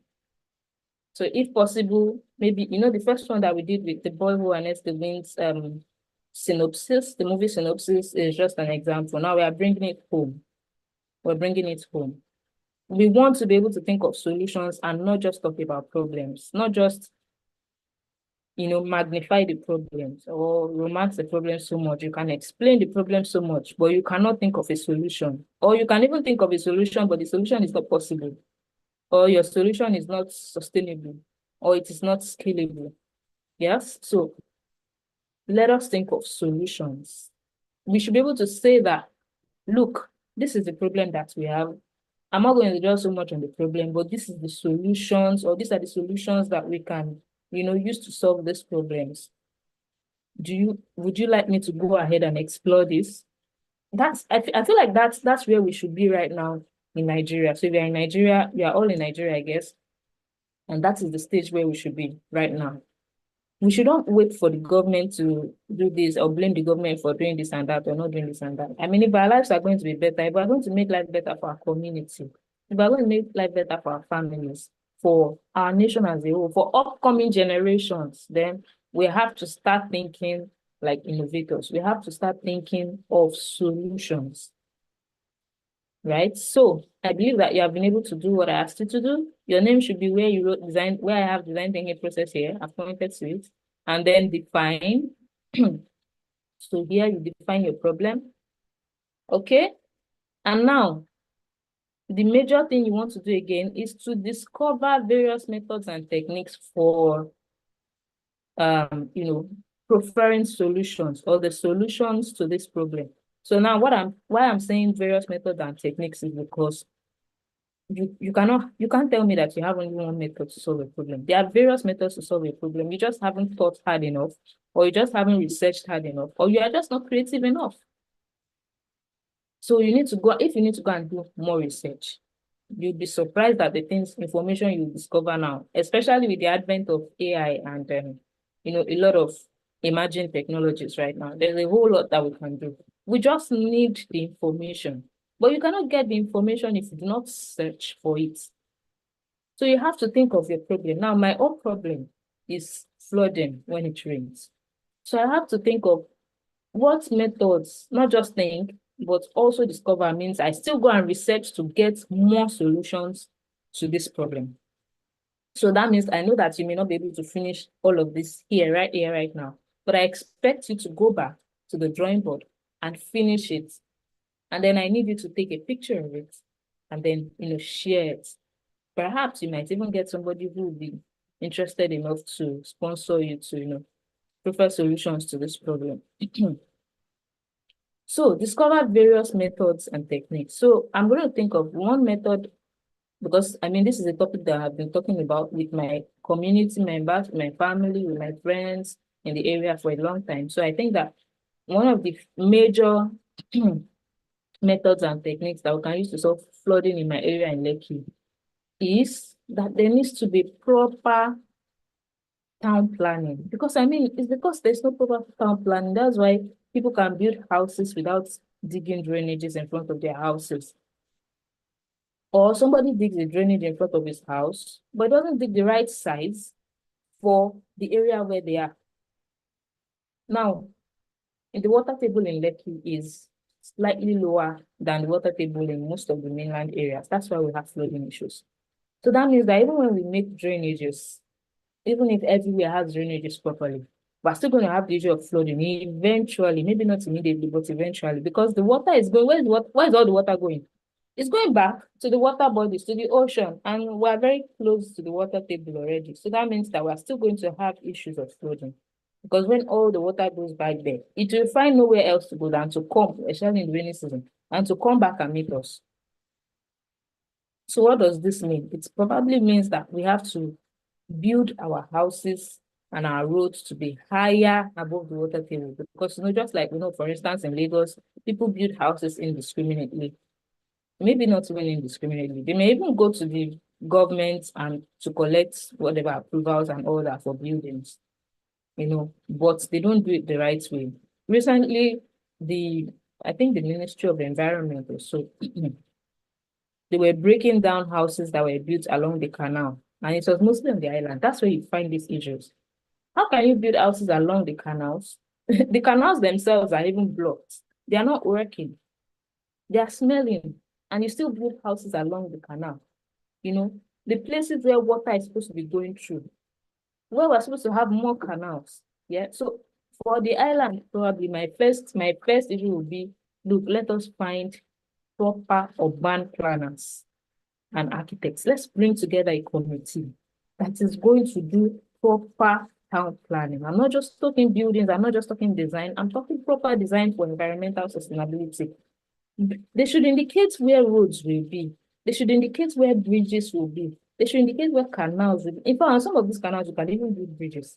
There's nothing as close as buildings. Can you see that I'm already talking about one method, and I have talked about 2 or 3 others alongside. Along this process, we are already employing a number of professionals into the committee.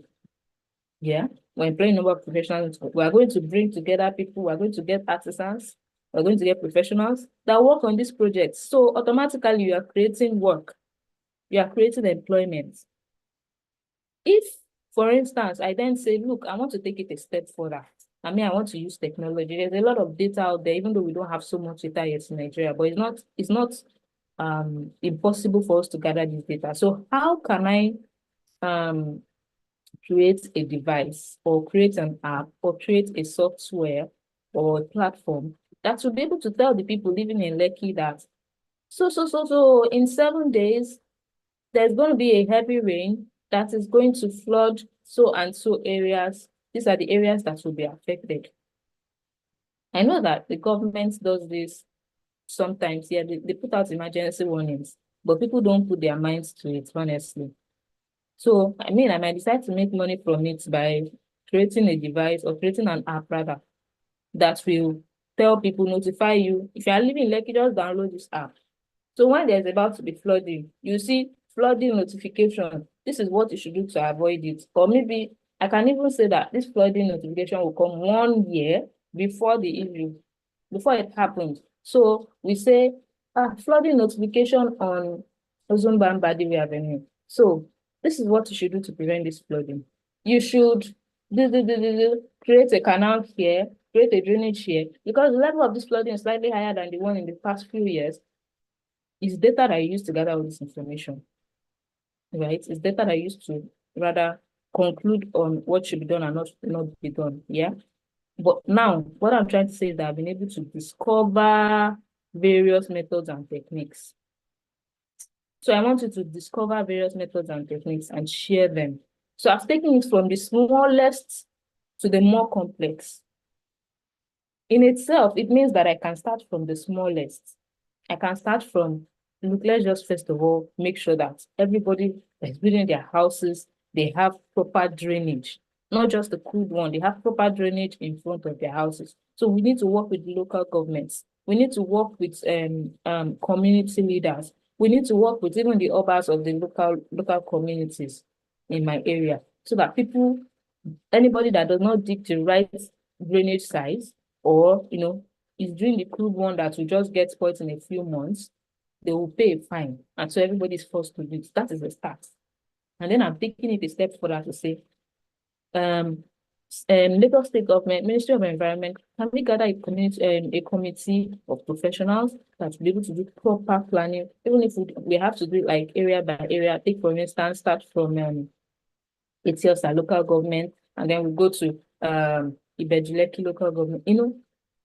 Just like that, little by little, we're already scaling our solution, and we're making sure that our solution is sustainable.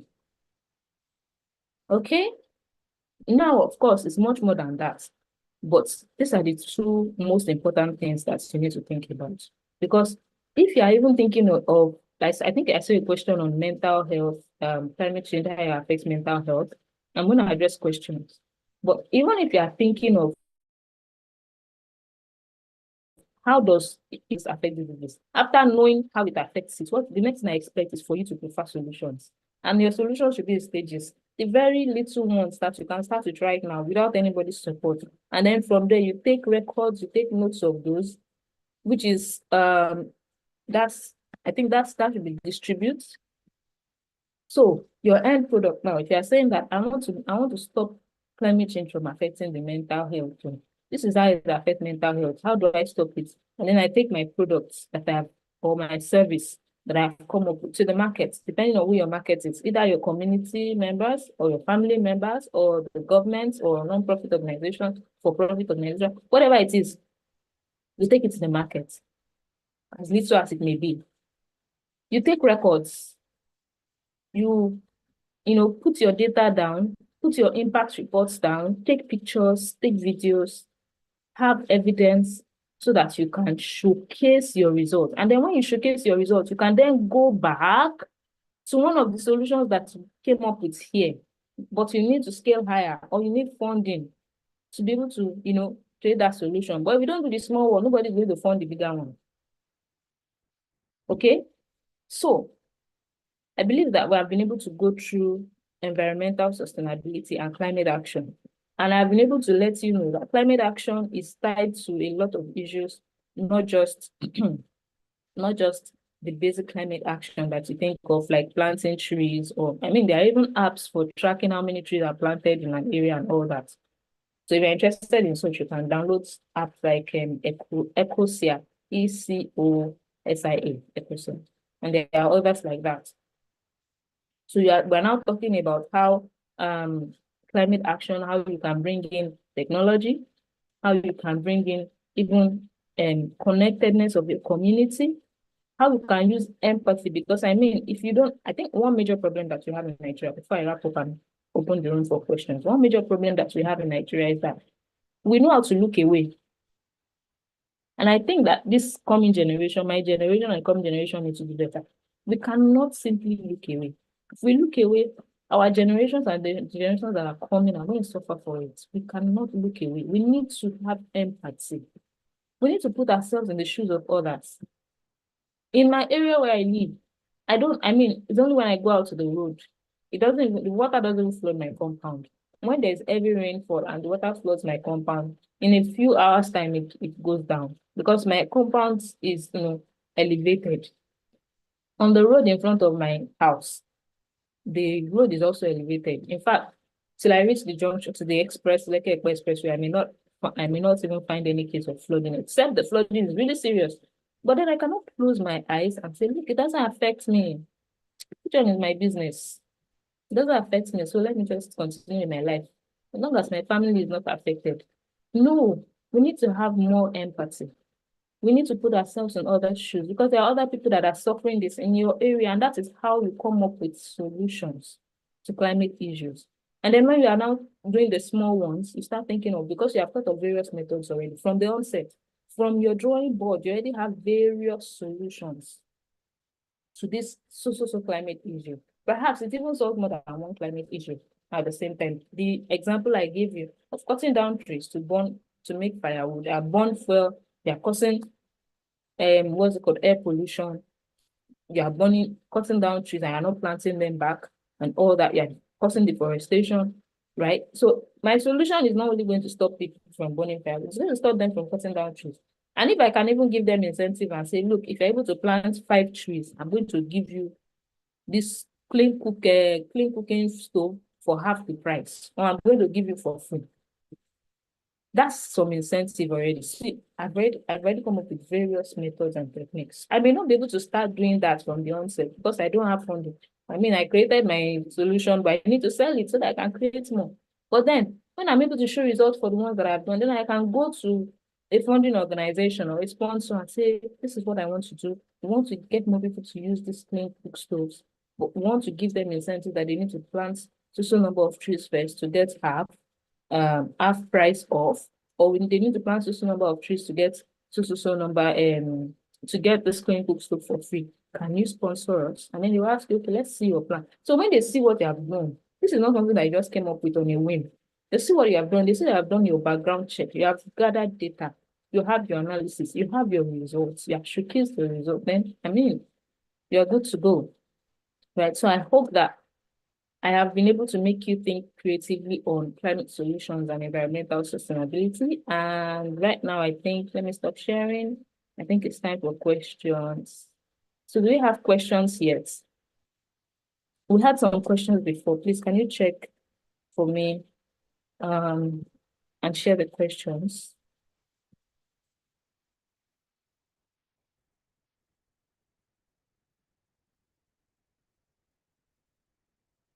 Janet or Rachel? Let me see if I can, I'm not sure if I can check it. So. Okay, thank you so much. Thank you for your time. Thank you for sharing your experience and your expertise on climate. Thank you so much. And I'm very sure that everybody learned one or two. I've also been here with my jotter ready and so full already. So we go straight into the questions and answer section. If you have any question, because I also have a question which I'll be asking shortly, but if any other person has a question, you can please send the question to the chat box so that we can quickly take few questions. We're not able to take much, but we'll be able to take like 4 or 5 questions, please.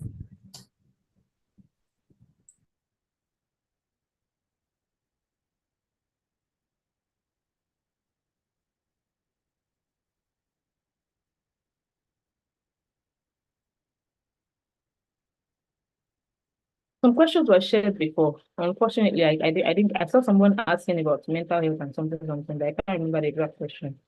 And another one I think. Maybe we could share that. I'm not sure. Network's crazy. How do you want access here?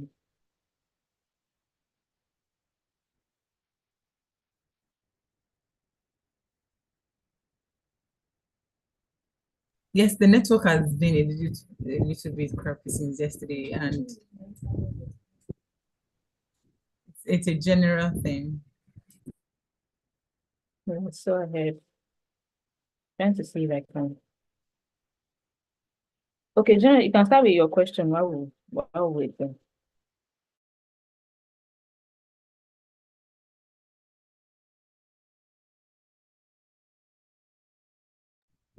So my question is, for someone that is not into, that does not have any experience in climate sustainability or something like that, but wants to run a program concerning climate sustainability, do you have to go for a program on climate sustainability before you can decide to run a project on it? Most especially, how do you think climate change affects persons with disability?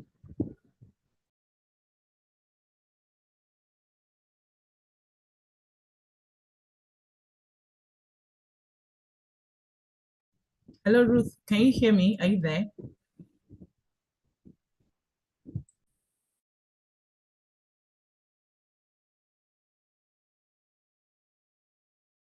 Rachel, please confirm if you can hear me. I can hear you. Yeah, I think it's a network thing. I can hear you. It's her network. Hello, Ruth.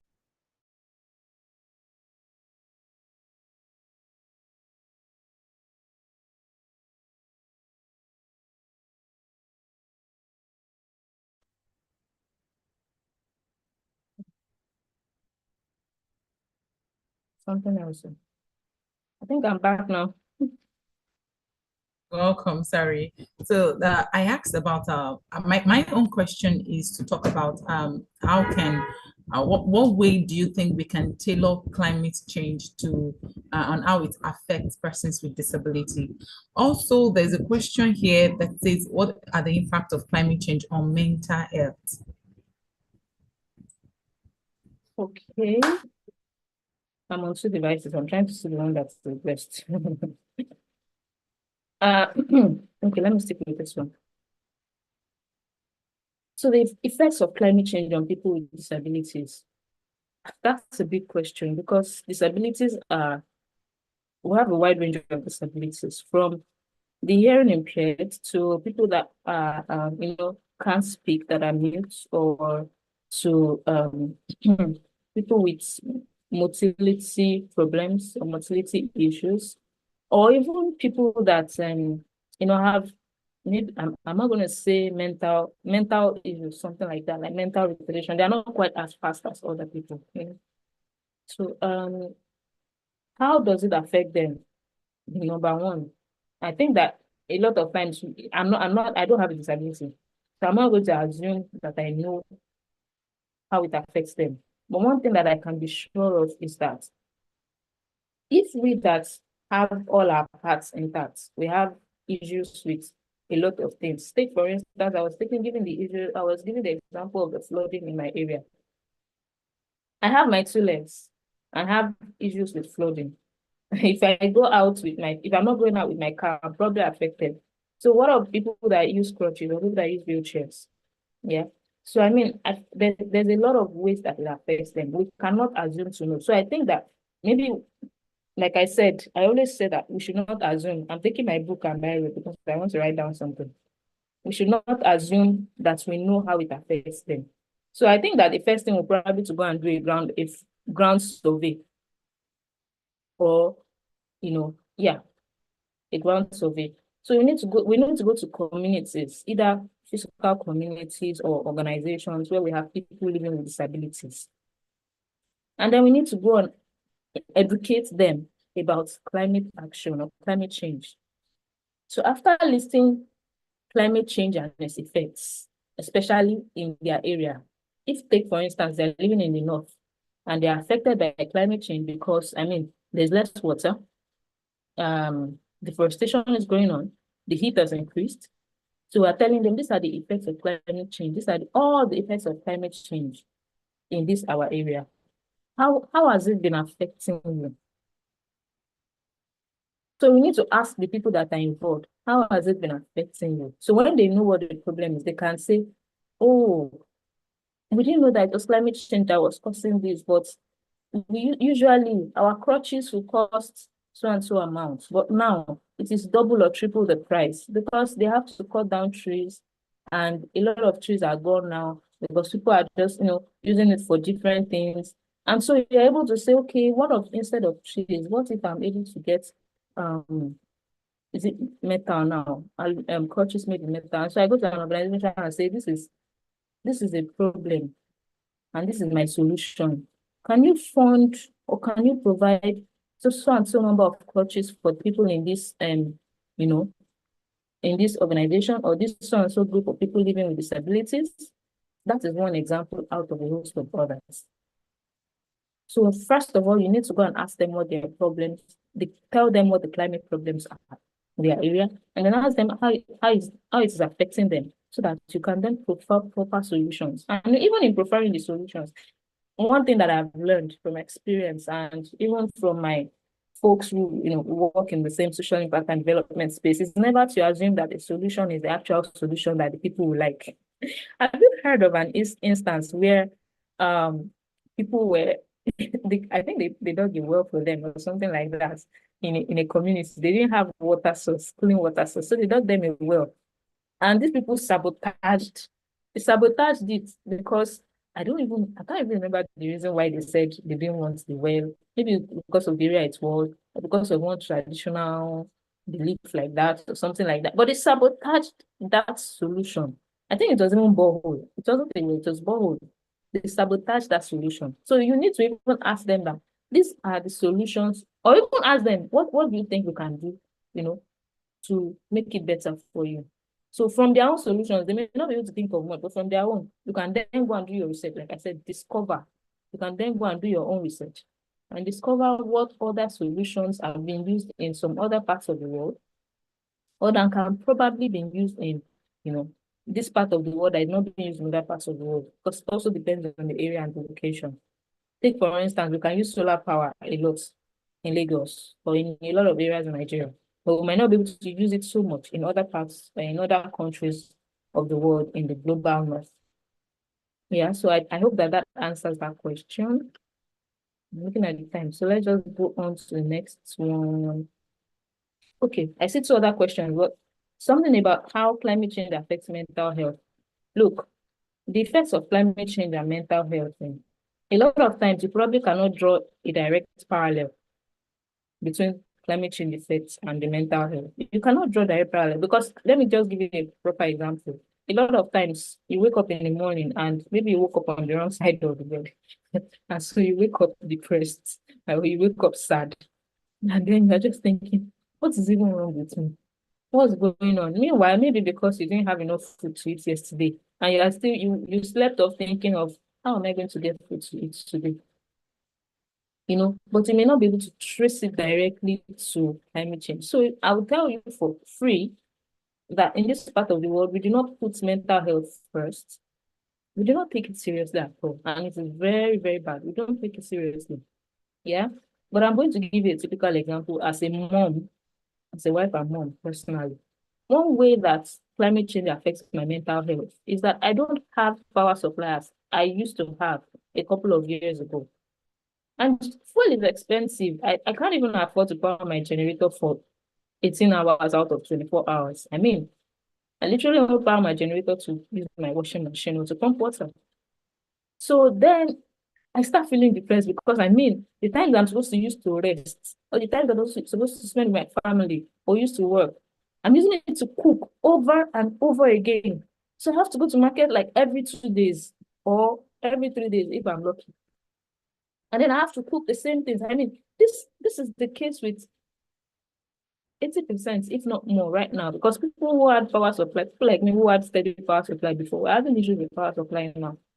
And so, personally, I can probably afford to get a solar-powered freezer and fridge, but how many people can afford a solar-powered freezer and fridge?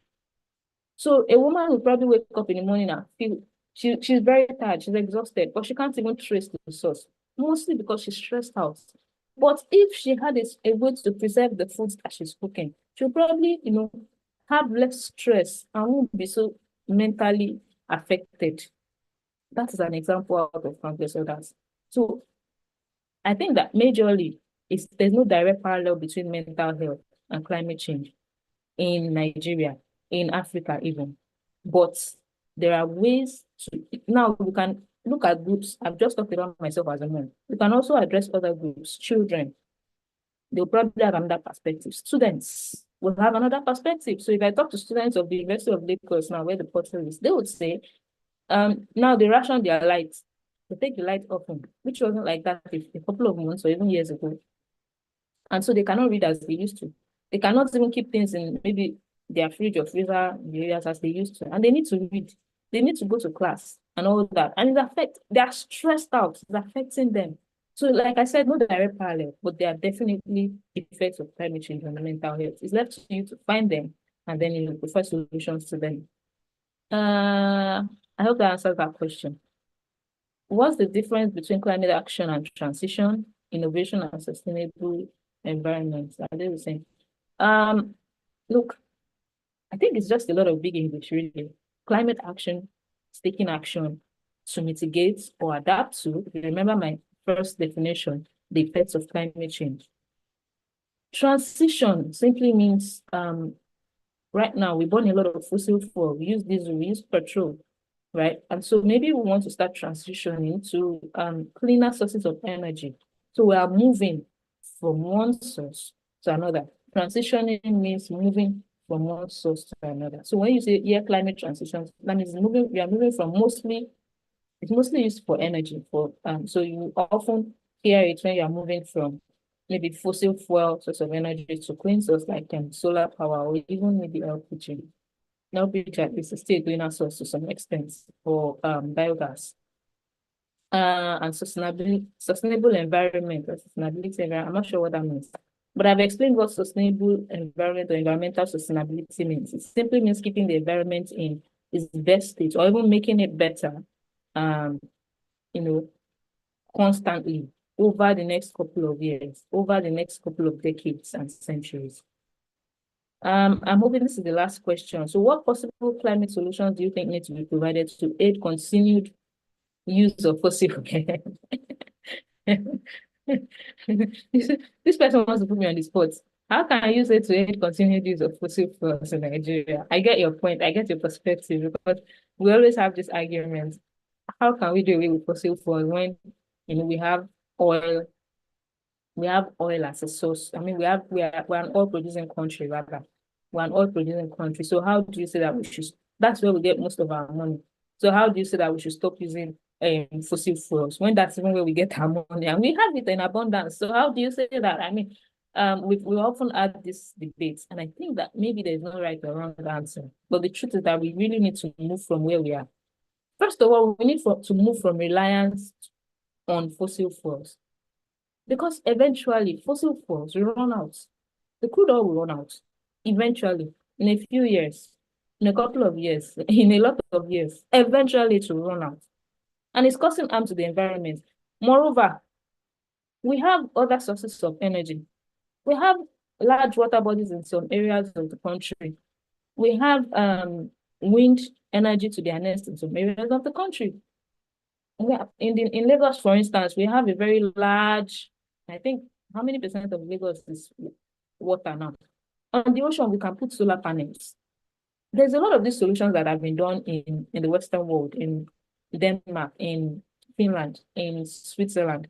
There's a lot of solutions that we have come up with. So I think that first of all, we need to move from reliance to fossil fuels. It's not that we cannot still use fossil fuels, but obviously it is not even cheap enough for everybody to use. Look at what I was saying about powering my freezer with generator. So that means let's move first of all from complete reliance on fossil fuels. We will sell it. It doesn't mean we will not sell it, because the truth is that even in a decade, we'll probably not be able to transition completely from fossil fuel use. So we cannot say we will continue. We need to transition, because it will take time. And those fossil fuels run out eventually. So the best way is to transition completely from it, little by little.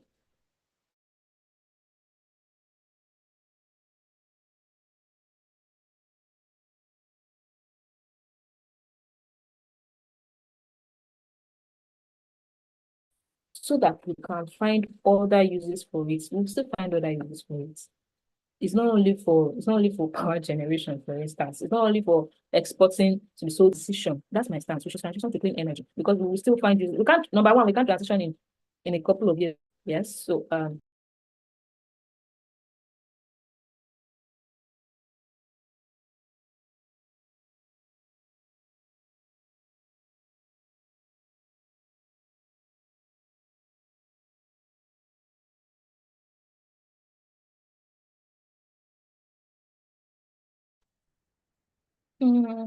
hello, I think I'm back now. Network as usual. Anyways, I think I've answered that question already. So I was just going to say we need to transition, definitely, but to take years or decades. So let's just go on and get ahead with what we have to do, so that other people can afford power. Even when we're relying on fossil fuels, not everybody can afford. There's no complete energy access in Nigeria. So why not transition so that we can have more energy access? And then if we then have leftover fossil fuels, if it's even possible, then we can find other uses for it. Yeah, so I think that's about it for the questions. Yeah, this is 5 minutes past 11, so we're keeping some time. Rachel and Janet. Okay, yeah, thank you so much. Thank you so much. Thank you for taking your time to explain. And I'm very sure that if any other person has a question to ask you, there's a way they can connect with you. Maybe you can share your social media, and if it is possible, that is if it's convenient for you, if any other person wants you to help with some questions. Thank you so much for sharing your expertise and sharing such beautiful it's good to see. I mean, sometimes I used to think like having women in this kind of field is like, it's a big deal, because it's not something that is linear. It's a big deal. Even trying to understand the whole thing can be kind of kind of dicey. Thank you so much. We really appreciate it. And thank you for using the language that we can understand. Thank you for tuning it down to our level. Thank you so much. For any other person, this is to inform everybody that the task for the week, I mean, is for us to fill the Ask Me form, and this will serve as an attendance of participation for this week. Please, the Ask Me form will be shared right now on the comment section. Please kindly find the Ask Me.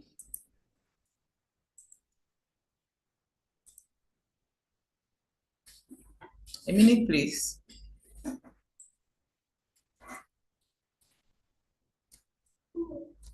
The Ask Me form has been dropped on the comment section. Please kindly find it to fill it. Filling it means that you are in this class. Please ensure to try as much as possible to fill it, because this will serve as a means of a participation in this class for this week. This is where we'll be calling it a day, because I mean, trying as much as possible to not take most of our time.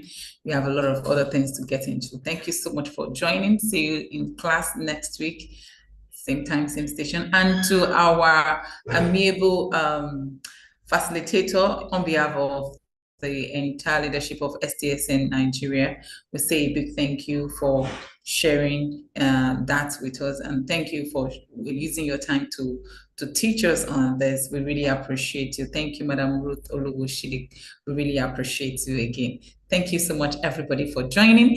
If you are, because I understand that the network was a little bit, there was glitch in the network, or there was on and off.